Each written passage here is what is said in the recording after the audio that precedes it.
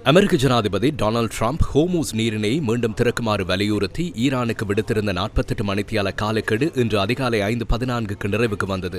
நேற்று மாலை அமெரிக்க ஜனாதிபதி டொனால்ட் ட்ரம்ப் விடுத்த அறிக்கையில் ஈரானுடன் மேற்கொள்ளப்பட்ட பேச்சுவார்த்தைகளின் அடிப்படையில் அந்நாட்டின் எரிசக்தி நிலையங்கள் மீது நடத்தப்படவிருந்த தாக்குதலை 5 நாட்களுக்கு ஒத்திவைக்க தீர்மானித்துள்ளதாக தெரிவித்திருந்தார். அமெரிக்காவின் மெம்பிஸ் நகரில் ஊடகவியலாளர்களிடம் நேற்று கருத்து வெளியிட்ட அமெரிக்க ஜனாதிபதி ஈரானுடன் பேச்சுவார்த்தைகள் தொடர்ந்து முன்னெடுக்கப்பட்டு வருவதாக மீண்டும் உறுதிப்படுத்தினார்.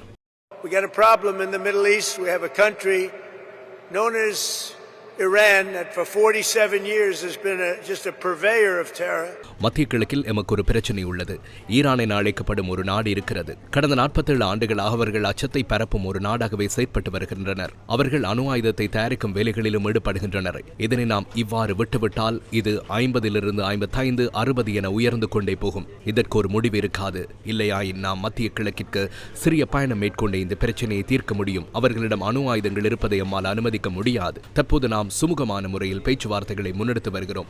இந்த பேச்சுவார்த்தை சாதகமானதாக அமையும் என நான் நினைக்கிறேன். அவர்களுக்கு அமைதி தேவைப்படுகிறது. அணு ஆயுதங்களை வைத்திருக்காதிருப்பதற்கு அவர்கள் சம்மதித்துள்ளனர். இது எவ்வாறு நிறைவடையும் என்பதை பார்ப்போம். அதற்கு ஒரு நல்ல வாய்ப்பு இருப்பதாகவே நாம் கருதுகிறோம். அவர்களின் சில எரிசக்தி கட்டமைப்புகள் மீது மீண்டும் நடத்த திட்டமிட்டிருப்பதை நான் கூறிய பின்பே இந்த பேச்சுவார்த்தைகள் ஆரம்பமாகின. இந்த திட்டத்தை நாம் தற்போது நிறுத்தி வைத்துள்ளோம். அந்த திட்டத்தை செயற்படுத்த அவசியம் இருக்காது. அத்துடன் அனைவருக்கும் சாதகமான ஒரு நல்ல ஒப்பந்தத்தை செய்து கொள்ள முடியும் என எதிர்பார்க்கிறோம். அந்த ஒப்பந்தம் மத்திய கிழக்கில் உள்ள நமது நட்பு நாடுகளுக்கும் இந்த போரில் சிறந்த நண்பராக இருந்த இஸ்ரேலுக்கும் மிகவும் பயனுள்ளதாக இருக்கும். அவர்கள் இந்த போரில் கடுமையாக பாடுபட்டனர். எனவே இதற்கு 5 நாட்கள் கால அவகாசத்தை வழங்குகிறோம். இது எம்மை எங்கு கொண்டு செல்கிறது என்பதை பார்ப்போம். இந்த காலக்கெடுவின் முடிவில் அனைவருக்கும் ஒரு சிறந்த சந்தர்ப்பம் கிடைக்கும் என்று நான் நம்புகிறேன். அந்த இடத்தை முழுமையாக அழிப்பதற்கு சமமான ஒரு சிறந்த ஒப்பந்தமாக அது அமையும். நாம் அழிவை தவிர்க்க முடிந்தால் அது தீய விடயம் அல்ல, அது ஒரு மிக சிறந்த விடயம். ஈரான் பேச்சுவார்த்தையில் பாகிஸ்தான் மத்தியஸ்தம் வகிக்குமா? அமெரிக்கா ஈரானுக்கு இடையிலான அடுத்த கட்ட பேச்சுவார்த்தைகளுக்கு பாகிஸ்தான் மத்தியஸ்தராக செயற்பட திட்டமிட்டுள்ளது. சர்வதேச ஊடகங்களை மேற்கோள் காட்டி பிபிசி செய்திச் சேவை வெளியிட்டுள்ள செய்தியில் அமெரிக்க மற்றும் ஈரானிய தலைவர்கள் சந்தித்து பேச்சுவார்த்தை நடத்துவதற்கு பாகிஸ்தான் பரிந்துரைக்கப்பட்டுள்ளதாக குறிப்பிடப்பட்டுள்ளது. இன்னும் அமெரிக்காவோ அல்லது ஈரானோ இதனை உத்தியோகபூர்வமாக உறுதிப்படுத்தவில்லை.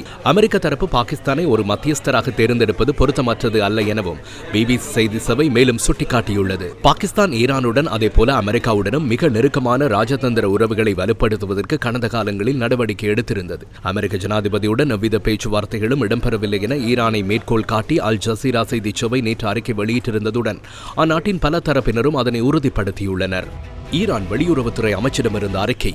ஈரானுடன் பேச்சுவார்த்தை நடத்தியதாக அமெரிக்க அதிபர் ட்ரம்ப் வெளியிட்ட கூற்றுக்களை ஈரான் வெளிவகார அமைச்சின் ஊடக பேச்சாளர் இஸ்மாயில் பகாவி மறுத்துள்ளார்.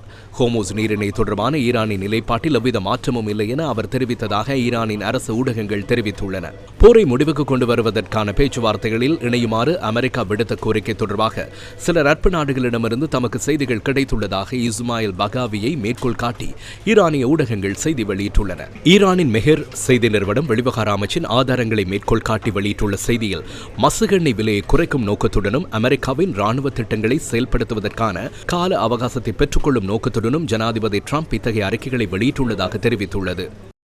ஈரானிய புரட்சிகர பாதுகாப்பு படையின் பதில். ஈரானிய புரட்சிகர பாதுகாப்பு படை அமெரிக்க ஜனாதிபதி டொனால்ட் ட்ரம்பை ஏமாற்றுகார அமெரிக்க ஜனாதிபதி என குறிப்பிட்டுள்ளது. ட்ரம்பின் இத்தகைய முரண்பாட்டுடனான நடத்தைகள் போர் குறித்த ஈரானின் கவனத்தை திசை திருப்ப போவதில்லை எனவும் குறித்த பாதுகாப்பு படை தெரிவித்துள்ளது. ஈரான் எரிவாயு கட்டமைப்பு மீது தாக்குதல் நடத்தியது யார்? ஈரானின் எரிவாயு கட்டமைப்பு மீதான தாக்குதலானது இஸ்ரேல் தனித்து நடத்திய ஒரு ராணுவ நடவடிக்கை என இஸ்ரேலின் பிரதமர் பெஞ்சமின் நெட்டன்யாகு தெரிவித்துள்ளார்.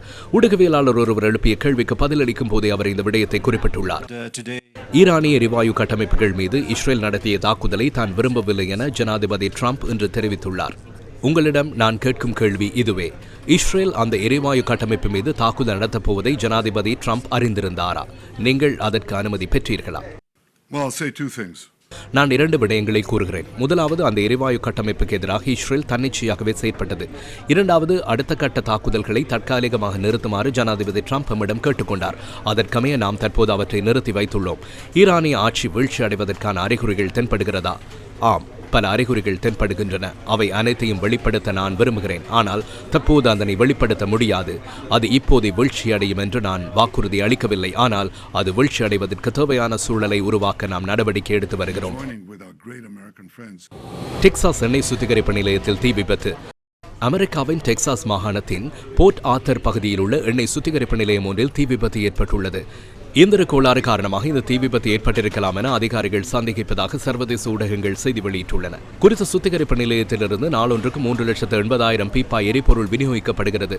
இந்த தீ விபத்தினால் ஏற்பட்ட உயிரிழப்புகள் குறித்த தகவல்கள் இதுவரை வெளியாகவில்லை. குறித்த பகுதியில் வசிக்கும் பொதுமக்கள் பாதுகாப்பாக இருக்குமாறு அறிவுறுத்தப்பட்டுள்ளனர்.